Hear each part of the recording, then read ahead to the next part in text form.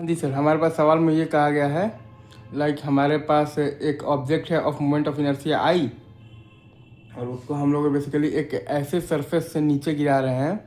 वो surface basically आपका क्या है, तो सफिशियंटली तो रफ इनफ है, और उसका कोफिशिएंट ऑफ फ्रिक्शन है म्यू, ठीक है। और वो लेंथ है एल, एंगल है थीटा, और हाइट है एच, राइट। और वी बराबर 0, ओमेगा बराबर 0, तो रेस्ट से हम लोगों ने गिराना स्टार्ट किया है, राइट सर।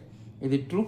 तो चूंकि हम लोगों ने उसको रेस्ट से रिलीज किया है, राइट, तो अगर आप ध्यान देंगे ना, तो चूंकि हमने उसको रेस्ट से रिलीज किया है, तो शुरू में तो v बराबर मतलब भाई शुरू में तो v बराबर भी 0 है और ओमेगा बराबर भी 0 है, तो v बराबर ओमेगा आ रहा है, 0 बराबर 0 है।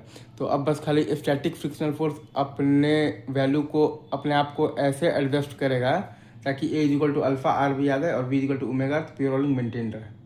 अब बस ये है कि स्टैटिक फ्रिक्शनल फोर्स अपने आप को ऐसे एडजस्ट करेगा ताकि a equal to alpha R भी हो जाए और v इक्वल टू ओमेगा, तो प्योर रोलिंग मेंटेन रहे।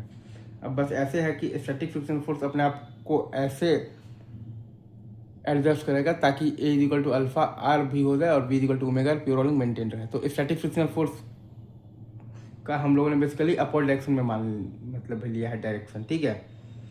मेन कॉन्सेप्ट ये होता है कि स्टैटिक फ्रिक्शनल फोर्स का आप कोई भी एक रैंडम डायरेक्शन मान लीजिए, ठीक है सर, और फिर आप स्टैटिक फ्रिक्शनल फोर्स का वैल्यू निकाल लीजिए।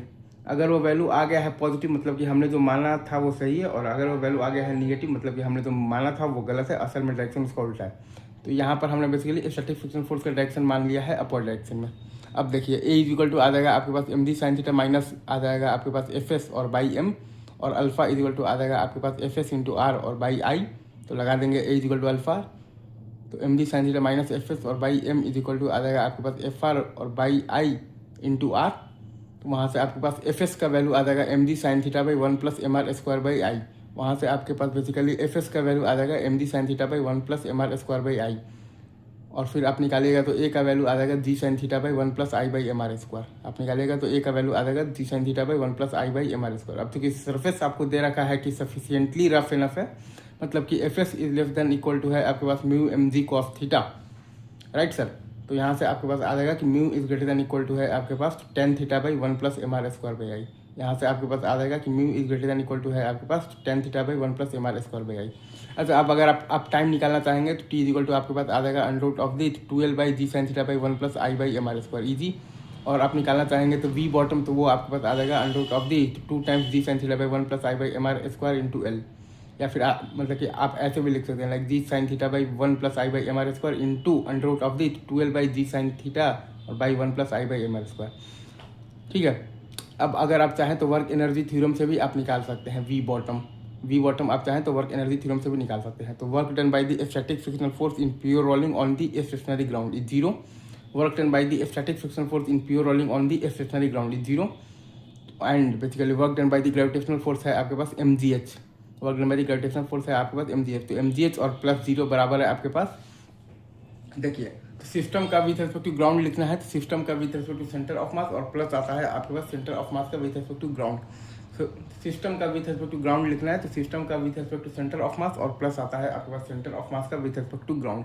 और चूंकि यहाँ पर आपके पास pure rolling on the basically क्या है, बेसिकली स्टेशनरी ग्राउंड है तो वी बराबर ओमेगा आर होगा। क्योंकि यहाँ पर आपके पास pure rolling on the basically क्या है, तो स्टेशनरी ग्राउंड है तो वी बराबर ओमेगा आर होगा, राइट। और सिस्टम का विथ रिस्पेक्ट टू ग्राउंड आता है सिस्टम का with respect to centre of mass, और प्लस सेंटर ऑफ मास का विथ रिस्पेक्ट टू आता है आपके पास ग्राउंड। तो काइनेटिक एनर्जी तो half I C M into है आपके पास वी बाई आर का होल स्क्वायर, और प्लस है हाफ एम वी स्क्वायर। तो ये आपके पास आ जाएगा half into I C M और प्लस आ जाएगा आपके पास एम आर स्क्वायर, ठीक है सर।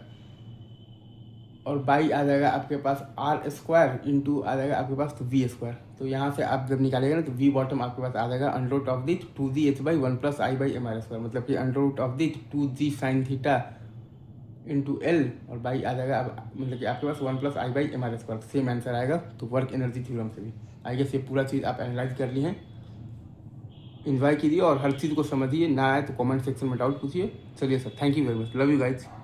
स्टैटिक फ्रिक्शनल फोर्स लग रहा है और अपवर्ड डायरेक्शन में, और एम जी साइन थीटा पे 1 plus M R square by I लग रहा है एफ एस सी। चलिए।